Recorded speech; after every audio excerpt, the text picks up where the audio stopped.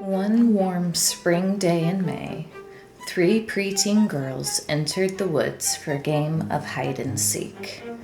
Moments later, only 2 girls emerged.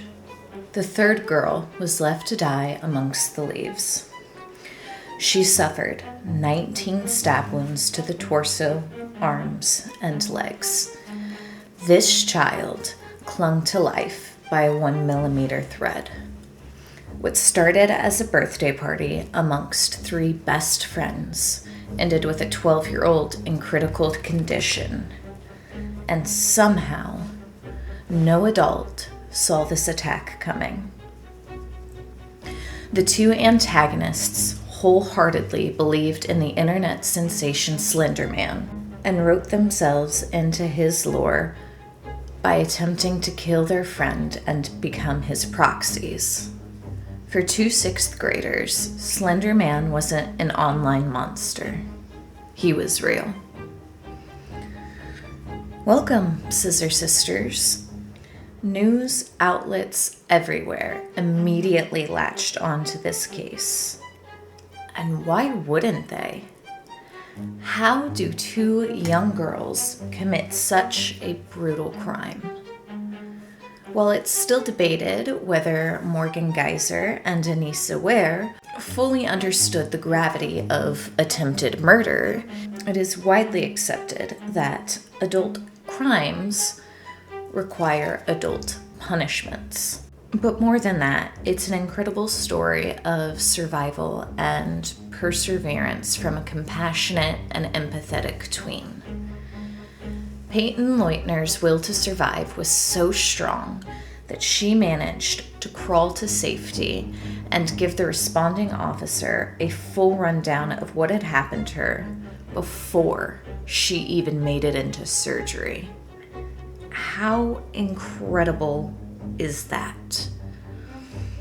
While we discuss this fan fiction turned fact, I am going to be detaching the panels for the Daisy Square overalls I've been working on and rejoin them with double crochet instead of the whip stitch that I had initially used.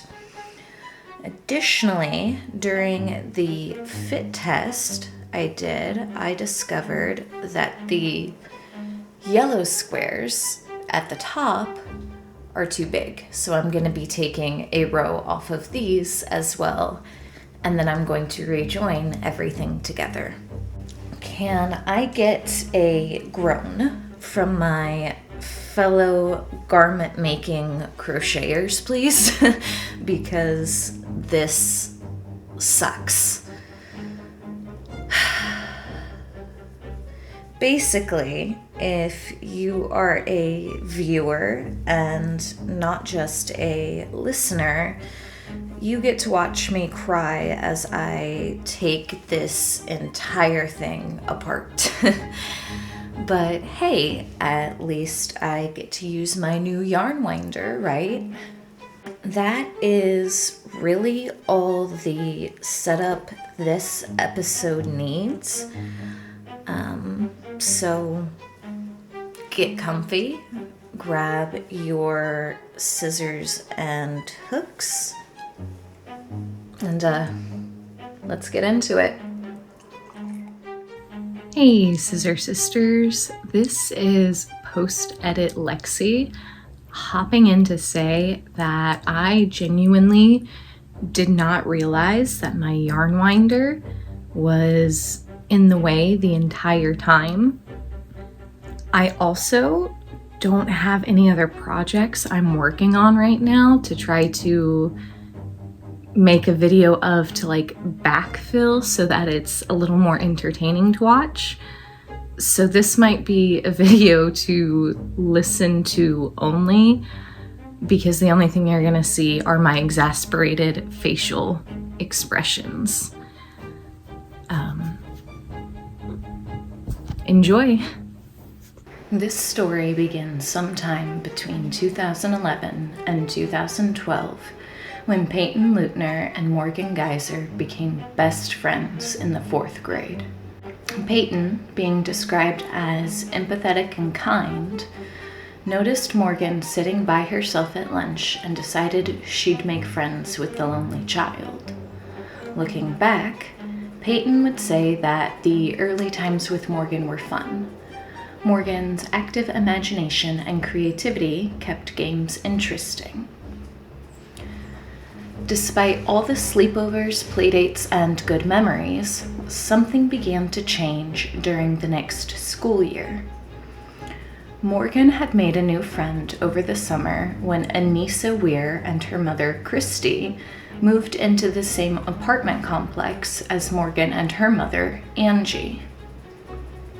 Reportedly, both girls had a lot of trouble making friends and were exceptionally creative. So, when Morgan and Anissa became fast friends and began their world-building adventures with their dolls together, the Geyser and Weir families were relieved. Morgan's quickly developing friendship with Anissa clashed with her established friendship with Peyton. If either girl wanted to be friends with Morgan, they had to tolerate the other, forcing a trio of friends. Anissa and Morgan spent a lot of time on the internet together during their playdates and sleepovers, which is how Anissa introduced Morgan to Slenderman. There isn't anything inherently wrong with preteens being interested in darker stories. There are thousands of preteens who like age-appropriate horror, and the vast majority of them won't commit violent crimes because of what they read or watch. Morgan and Anissa just happen to be the exception. Now, because Peyton Leutner was attacked in the name of Slenderman, I'm going to spend just a moment discussing Slenderman's general lore so that you'll have a full scope of what's about to happen. Understanding a bit of Slenderman's lore is essential to understanding this case, but I suspect other Zennials are very familiar with this creepypasta and plenty of others. If you want, you can drop your favorite creepypastas in the comments, or just your favorite spooky story, and I will read them and we can talk about it. And I really hope you do that because talking to you guys is my favorite part of this hobby. So please drop a comment. Overall, the figure known as Slenderman doesn't have any official lore, and he isn't attributed to any single creator. He is an amalgamation of internet creativity that made his debut online on Something Awful in June 2009. Username Victor Surge, later discovered to be a man named Eric Knudsen, uploaded 2 eerie photos for a paranormal Photoshop contest hosted by the website. Knudsen would state in an interview years later that his goal was to create a general unease around a figure with unclear intentions. And honestly, dude, even if he didn't place in the contest, he obviously created something unique and special. When Knudsen created Slenderman, he uploaded 2 black and white photos of a tall, pale, faceless man with exaggerated limbs in the background of photos of children playing. You can see here that in both photos he wears a dark suit, but only one of the originals has tendrils. So, there wasn't really even a consistent lore from the inception. Within days of the original post, folks started posting similar photos, and stories of the Slender Man began to surface. The biggest consistencies in Slenderman's lore is that he lives in the woods, is seen wearing a dark suit, and primarily targets children. By the time Morgan and Anissa got a hold of the stories, they had grown into something darker than just a faceless figure in the background. Their Slenderman had prehensile tendrils radiating from his back, a mansion in the dark recesses of the woods, and a need for mindless proxies to do his bidding. Believe it or not, a mindless proxy was the end goal for Morgan and Anissa. I don't know what they expected they would do for a monster who kidnaps children, but that's what they wanted to become. Now that you understand the basics of Slenderman, hopefully you'll have a better grasp on what's about to happen and why. May 30th, 2014 was just another birthday party sleepover for the trio. The three went to Skateland to celebrate Morgan's 12th birthday, grabbed some froyo, and then went back to the Geyser apartment for a sleepover. The first warning sign that something was off came when the girls went to Morgan's bedroom for the remainder of the night. Peyton recounted on ABC News' 2020 that Morgan typically wanted to stay up all night during sleepovers, which is a very 12-year-old thing to want. But that night, Morgan wanted to go to bed early, claiming she was too exhausted from roller skating to stay up late. So the three girls went to bed. The next morning, May 31st, Peyton awoke to an empty room. Her friends were already awake. She decided to dress up in a pink princess costume before heading downstairs to join her friends who were looking up Slenderman on the computer. Peyton didn't share the same interest or fondness for the horror icon as her friends did. She had admitted to her mother months before the attack that these stories really scared her. Her mother had assured her it was all just made up. After the girls had donuts, they asked Morgan's mother if they could go to David's park to go hang out and play for a bit. It was a treat for Morgan when Angie agreed to let the girls go alone that day. Angie typically didn't let Morgan go to the park by herself, but after all, she was 12 now and with 2 other people. Morgan gathered some items in a small backpack to include a 5-inch kitchen knife to take to the park. Looking back, I bet Angie wishes she would have made a different choice that day. The 3 girls walked to the park and stopped to use the bathroom once they arrived. When the 3 girls entered the park bathroom, Anissa launched her attack. Peyton's head was slammed against the concrete, but Anissa lost her nerve before she could knock Peyton out. Anissa and Morgan sprinted from the bathroom, leaving their dazed friend to follow them out. Now, I've heard folks ask why Peyton would follow the girls who just attacked her, and I want to remind you that this story is about a 12-year-old who now has a concussion. Preteens aren't known for their great decision-making skills to begin with, and, now she has a concussion. She has no one else there with her. She's confused. She's dazed. Leave her alone. When Peyton rejoined her friends, Anissa suggested a game of hide-and-seek in the woods. Peyton entered the woods believing she and Anissa were going to hide, and Morgan was going to find them. Peyton trusted them, so she followed them into the woods.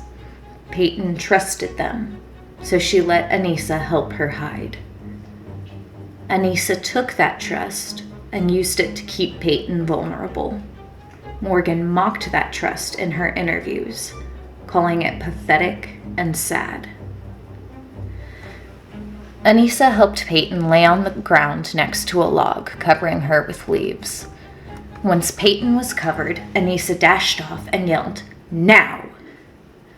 Morgan struck next. She jumped off the log and onto Peyton, saying, "Don't be scared. "I'm just a little kitty cat," before stabbing her friend. Anissa stood nearby, cheering on Morgan and encouraging her to go ballistic. As Peyton was attacked by her former best friend, she screamed, "I trusted you. I hate you." Those were the last words Peyton Leutner would say to Morgan Geyser. When Morgan finished, Peyton was yelling that she couldn't breathe, couldn't see, couldn't walk. Anissa encouraged Peyton to lie still and keep quiet because she'd bleed slower that way. Anissa left Peyton, bleeding in the leaves and in agony, with a promise to get help. But there was no help coming.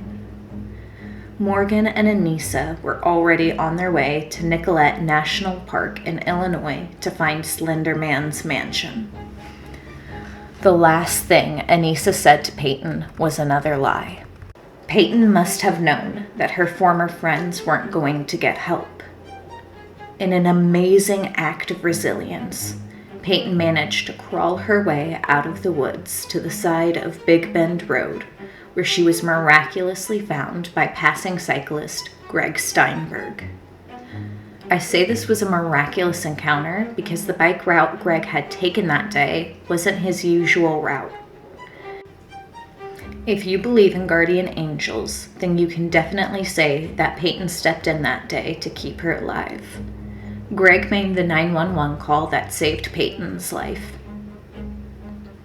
Let's really take a moment to appreciate the courage and sheer determination it takes to drag yourself across uneven terrain with over 12.5 stab wounds to the side of the road, not knowing if anyone will be by before you bleed to death. That is an internal strength that not everyone possesses. Waukesha police officer Dan Klein responded to the distress call around 10 a.m.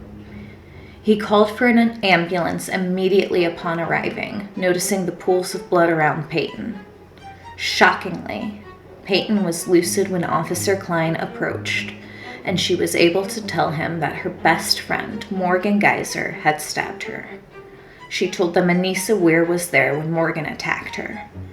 Waukesha police detectives Michelle Trusoni and Tom Casey took over the investigation. Detective Trusoni accompanied Peyton into the hospital as they wheeled her to the OR. The goal was to get as much information from Peyton about what happened as possible, just in case she didn't pull through.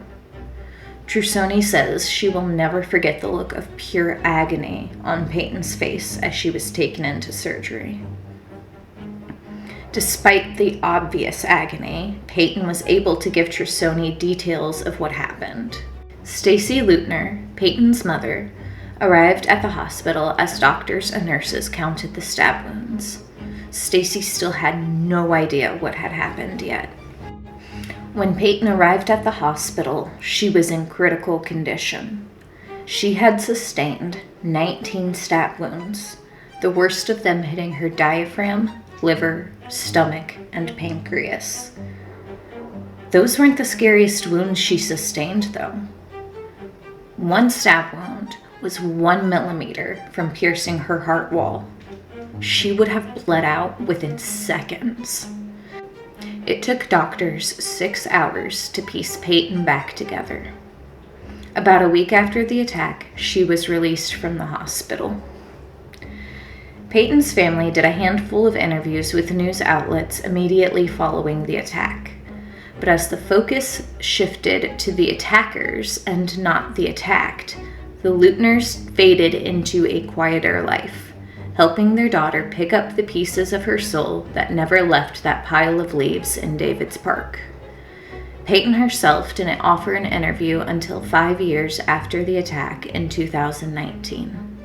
With Peyton located and in surgery, investigators set to work finding Morgan and Anissa. All 3 families had been notified that something had happened, but none of them knew the specifics. Had the other 2 twin girls been kidnapped? Were they hurt? Where were they? Over the next 5 hours, investigators worked to find Anissa and Morgan. The girls' rooms, devices, and other belongings were searched. They looked for anything that would give them a clue into what was happening. And give them clues it did. Morgan's room was filled with disturbing drawings of Slenderman. The pictures were hidden in her drawers and closet. They found thousands of searches for Slenderman creepypasta and, more importantly, how to get away with murder. Yeah, no, I'm not kidding. Morgan literally searched how to get away with murder on her family computer. Angie Geyser claimed to be totally blindsided by this information, which I personally don't believe because Angie told ABC News' 2020 that she knew Morgan was obsessed with Slenderman and that Morgan would read some of the creepypastas to her. I'm not blaming the family directly, but they definitely should have been checking in on their kids' online activity, as every parent should. The search of Anissa's belongings turned up equally as disturbing information. Shortly before the attack, Anissa had sent Morgan an email reminding her to delete her search history. Christy Ware claimed she didn't even know Anissa had an email account apart from the school-issued email address. As investigators combed her daughter's room, Christy finally decided to check Anissa's phone. On it, she had found a message that Anissa had written, apologizing for the hurt she caused and telling the people who love her that she loved them. Christy immediately thought Anissa had been kidnapped, but to me, a message like that says more runaway or suicide than it does kidnapping. Okay, so can we all agree that it's obvious that both Angie and Christy had the means and opportunity to check on their daughter's online activity, but they just elected not to? I mean, come on. How do you not notice your kid searching how to get away with murder on the family computer? My parents were very careful about my internet activity and watched what I did online relatively closely. As a teen, I hated it. None of my other friends had the same restrictions that I did. But as an adult, I am incredibly grateful that my parents did monitor my internet usage like they did. Everyone who grew up as the internet developed knows what types of things you can find online, and we all know that some of what's out there shouldn't be viewed by anyone, let alone children. Protecting our children starts with us in our own homes. Okay, that's enough of my soapbox. 5 hours later, around 3 p.m., both girls were found walking along I-94. They still wore their blood-stained clothes and carried the 5-inch kitchen knife in Morgan's backpack.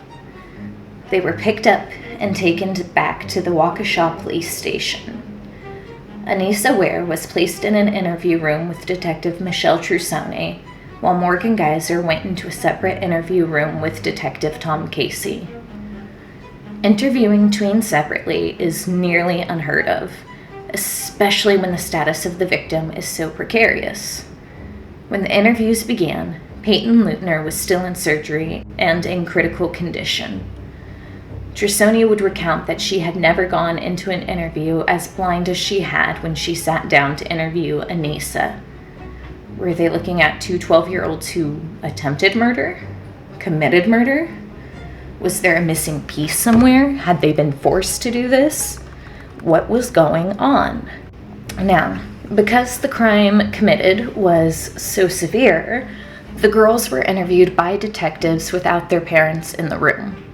It's generally believed that kids will be more honest about what they were up to without their parents in the room. And in this case, it happened to pay off. While Morgan tried to hide parts of the truth and downplay her role in the attack, Anissa was upfront and truthful about the entire situation. The interviews themselves were interesting. We'll start with Anissa's. Anissa was weirdly calm during her interview, but she was honest. It was Anissa who filled in the missing gaps and really gave investigators a bigger picture of what they were dealing with. She explained Slenderman lore to Trussoni and how it fit into the crime. She told the story of an ever-evolving plan to attack Peyton and what they planned for afterwards. She even told Trussoni that she had seen Slenderman herself while on the bus talking to Morgan. It was then that the situation hit Trussoni like a bus. A 12-year-old, an actual child, was being questioned for attempted murder. Trussoni could tell in the interview that Anissa didn't quite grasp the full gravity of the reality that she'd thrown herself into. Detective Tom Casey held the opposite opinion of Morgan. The plan to kill Peyton really began to take form in February 2014. Prior to then, Morgan and Anissa had decided they wanted to be Slenderman's proxies, and they were willing to hurt someone to achieve that goal. But no concrete plans had been made, and neither one of them had physically lashed out at someone prior to the attack. But it was in February that Morgan dropped the bombshell on Anissa. They were going to kill Peyton, their only other friend, at Morgan's birthday party in May. Morgan explained to Anissa that she was allowed to have 2 friends over for her birthday every year, and that would be the perfect opportunity to kill Peyton and prove their loyalty to the fictional character Slenderman. From there, Morgan began planning. The school librarian voluntarily came forward after Morgan's arrest with a list of books Morgan had borrowed from the school library that year. The list was appalling. This little girl was checking out books on mental illnesses and crime investigations. Regardless of what conclusions these books led her to, you can't deny that the timing of this is beyond suspicious. The original plan had been to kill Peyton the night of the sleepover. Morgan and Anissa had planned to tape Peyton's mouth shut and cut her throat while she slept before sneaking out through the fire escape to walk to Nicollet National Park to live in Slenderman's mansion. For context, it's about a 2 to 3 day walk from Waukesha to Nicollet National Park. Now, obviously, we know that's not what happened. According to both Morgan and Anissa, they were genuinely too tired after going roller skating to follow through with their plan. So, when they woke up before Peyton the next morning, they immediately went downstairs together, got on Morgan's iPad, and began hatching Plan 2. Anissa told Detective Trussoni that she had read online that it was easier to kill somebody when you couldn't look at their eyes, which is why they had originally planned to kill Peyton in her sleep. Since they were awake now, they figured their only option was to knock her unconscious. Anissa suggested they use the bathrooms at David's Park to do it. The structure was concrete and the floor had a drain for the blood. This plan was made while Peyton put on the pink princess dress to play in. We know the bathroom plan failed, and we know what happened next. So are you ready to hear about Morgan's interview?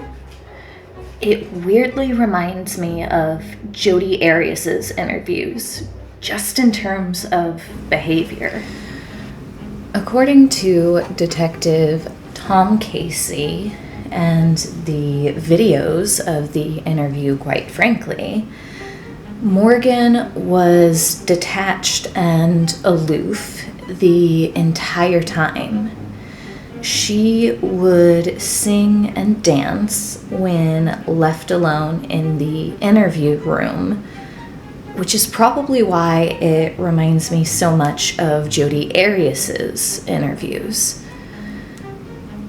And I think you can tell by the way she interacted with Detective Casey that those books that she had checked out on mental illness and crime investigations were more for research purposes than morbid curiosity. Just watch or listen to this snippet of her interview with Casey. Did you feel bad? They just stabbed one of your best friends? I thought about it, but then I decided that remorse will get me nowhere. It's easier to live without regrets.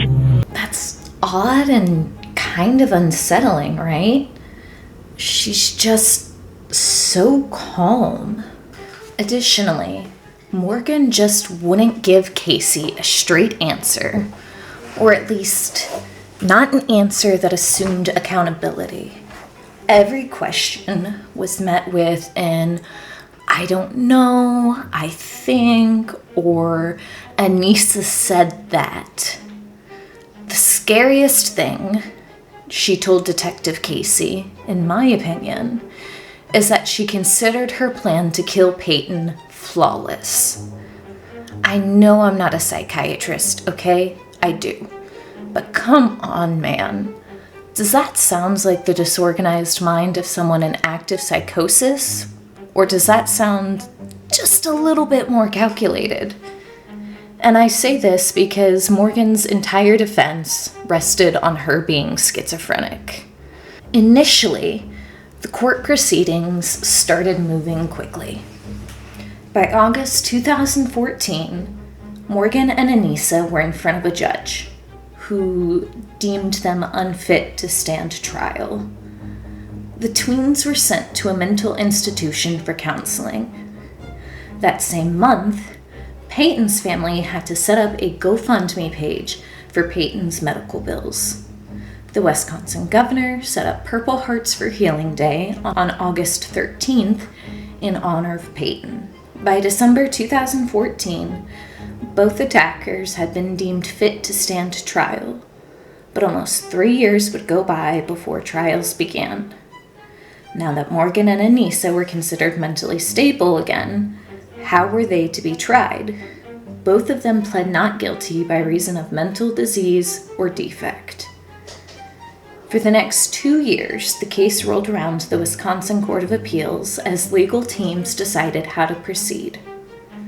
Ultimately, it was decided that because the attack had such a clear trail of premeditation, that Morgan and Anissa would be tried as adults.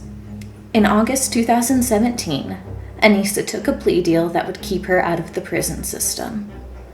Anissa decided to plead guilty to the lesser charge of second-degree intentional attempted homicide if the jury would hear her insanity plea. Now that Anissa had taken a plea deal, the cases were forced to be separated and 2 trials had to be held.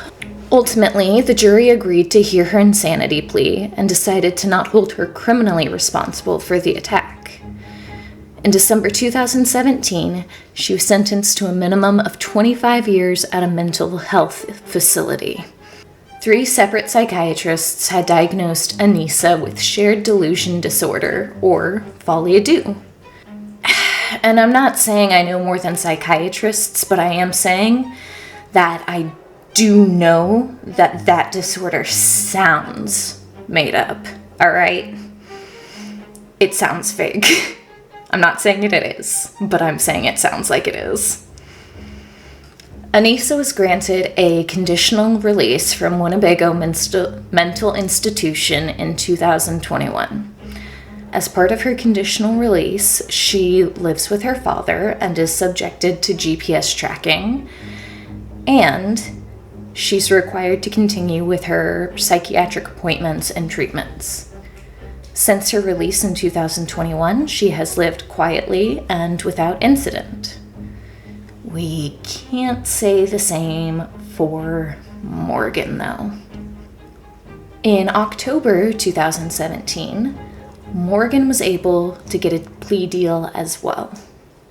She had to plead guilty to first-degree intentional homicide because there was much more evidence for premeditation in her case. But otherwise, her deal worked the same way as Anissa's. The jury accepted Morgan's insanity plea as well, and she received a 40-year sentence at a state mental institution in February 2018. She was also held at Winnebago Mental Institution. Her belief in Slenderman and claims that she spoke to Voldemort solidified her schizophrenia diagnosis. Morgan was granted conditional release from Winnebago Mental Institution in January 2025 after four previous appeal attempts. Her conditional release required her to live in a group home, submit to GPS monitoring, and continue with her schizophrenia treatments. Prosecutors tried to block her conditional release, stating that she had been reading gory novels and had been communicating via letters with a man that collected murder memorabilia. Well, it turns out the prosecution team was right.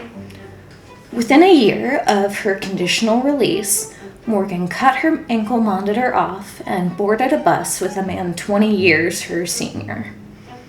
She was last seen at a bus stop around 8 p.m. on November 23, 2025. She and the man she ran away with were found in Poison, Illinois at a truck stop around 10:40 p.m. Someone had called the police over two people sleeping on the sidewalk behind the truck stop. When police picked them up, Morgan had tried to give them a fake name.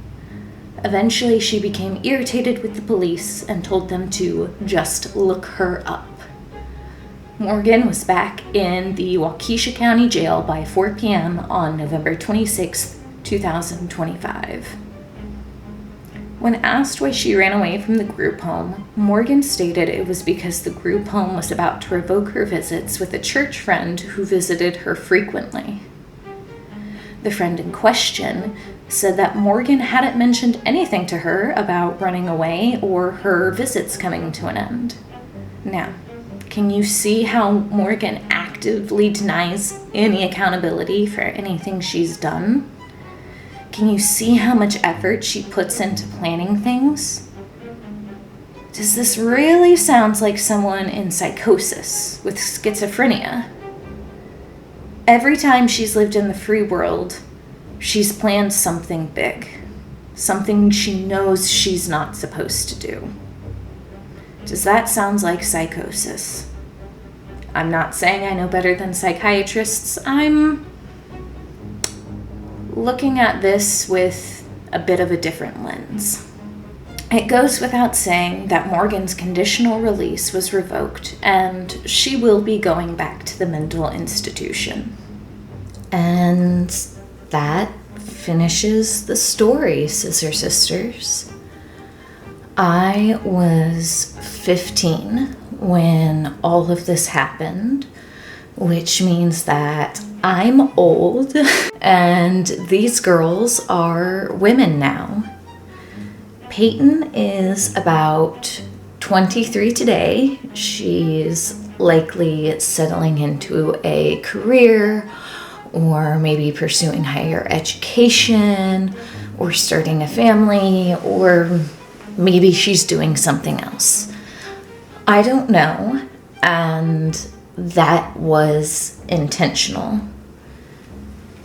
In her interview with ABC News, Peyton and her family made it incredibly clear that she did not want to be defined by this moment in her life, and she wanted to live a more normal life. So I'm going to respect that wish and not look her up because she's not a celebrity. But whatever she's up to, I hope she's happy. Thank you so much for hanging out with me today. I apologize for the choppy videos and the silent crash outs while I took this apart. Quite frankly, I took apart a lot more than I meant to, a lot more than I wanted to, and I'm not very happy looking at it.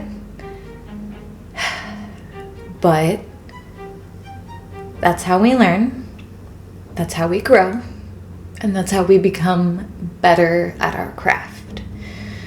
So don't get discouraged if you also have a craft that you've been working on for a while that just isn't turning out the way you want it to. We cannot learn if we do not try, and part of trial is error. And this just happens to be one of my errors, and I will get through this crochet slump. I will fix this, and when all's said and done, my toddler will have some cute daisy flower granny square overalls to wear for the summer. But thank you for hanging out with me today. I hope you were inspired by the strength of Peyton, and I hope that whatever craft project you have going on right now, if you're a crafter, goes so much smoother than what mine is. If you're a parent, check in with your kids and don't let them have unfettered access to the internet. I will be back soon with the same frustrating project and an equally as horrifying case. So don't forget to come check back soon. Choose kindness where you can, and I'll see you soon. Bye. Stab, stab, stab, stab, stab.